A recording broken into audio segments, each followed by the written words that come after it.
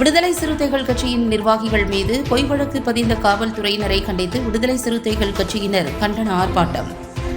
திருவாரூர் மாவட்டம் திருத்துறைப்பூண்டி சட்டமன்ற தொகுதி செயலாளர் சு பிரகாஷ் மற்றும் விடுதலை சிறுத்தைகள் கட்சியினர் மீது தொடர்ந்து திருத்துறைப்பூண்டி துணை காவல் கண்காணிப்பாளர் பவானி பொய் வழக்கு பதியப்பட்டு வருவதாக கூறியும் மாவட்ட துணை காவல் கண்காணிப்பாளரை பணி இடமாற்றம் செய்ய வேண்டும் என்ற கோரிக்கையை முன்வைத்தும் திருத்துறைப்பூண்டி புதிய பேருந்து நிலையத்திலிருந்து விடுதலை சிறுத்தை கட்சியின் முன்னாள் மாவட்ட துணை செயலாளர் முல்லை வளவன் தலைமையில் பேரணி துவங்கி முக்கிய வீதிகள் வழியாக காவல்துறையினருக்கு எதிராக கோஷங்களை எழுப்பி திருத்துறைப்பூண்டி வட்டாட்சியர் அலுவலகம் முன்பு ஆர்ப்பாட்டத்தில் ஈடுபட்டனர்.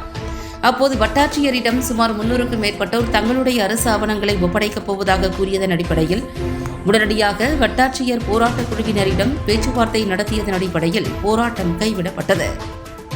இந்நிகழ்வில் காவல்துறை அதிகாரி, ஏடிஎஸ்பி மற்றும் காவல் ஆய்வாளர், காவல்துறை அதிகாரிகள் உடனிருந்தனர்.